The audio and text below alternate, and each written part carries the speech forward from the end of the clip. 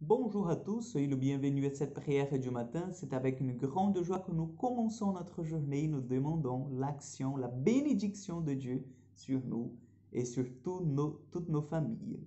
Au nom du Père, et du Fils et du Saint-Esprit. Amen. Je vous salue Marie, pleine de grâce. Le Seigneur est avec vous. Vous êtes bénie entre toutes les femmes, et Jésus, le fruit de vos entrailles, est béni.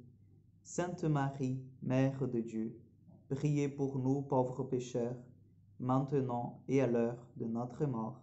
Amen. Notre-Dame de Lourdes, priez pour nous. Nous allons prendre l'évangile de Luc, chapitre 12, versets 8 au 12. En ce temps-là, Jésus disait à ses disciples, je vous le dis, quiconque sera déclaré pour moi devant les hommes, le Fils de l'homme aussi se déclarera pour lui devant les anges de Dieu. Mais celui qui m'aura renié en face des hommes sera renié à son tour en face des anges de Dieu. Quiconque dira une parole contre le Fils de l'homme, cela lui sera pardonné. Mais si quelqu'un blasphème contre l'Esprit Saint, cela ne lui sera pas pardonné.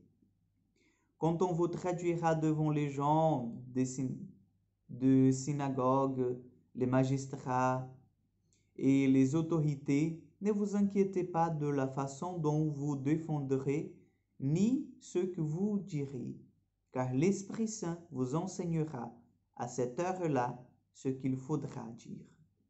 Acclamons la parole de Dieu. Oui, chers frères et sœurs, qui se déclarera devant les hommes, le Fils de Dieu aussi se déclarera devant les anges de Dieu. Jésus nous montre l'importance du témoignage. L'importance du témoignage. Je pense qu'on a déjà beaucoup parlé ici, réfléchi, médité, prié sur la dimension de la visibilité de la foi chrétienne dans la société actuelle. Malheureusement, nous avons des chrétiens qui sont toujours dans un champ privé de la foi et qui disent non, non, non, je suis bien croyant, mais chez moi, mais à l'église. Et donc, on n'a pas le souci, en fait, de glisser une petite phrase de l'évangile dans une conversation. On n'a pas le souci, par exemple, de mettre un petit chapelet dans notre voiture. On n'a pas le souci, en fait, d'avoir des signes extérieurs que je suis croyant. Je suis croyant.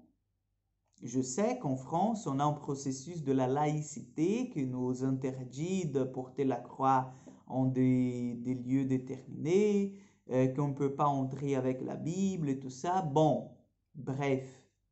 Mais nous pouvons tout à fait témoigner dans la rue que nous sommes chrétiens. Nous pouvons tout à fait parler, exposer notre vision chrétienne des choses. Nous avons ce droit. Et nous avons cette mission.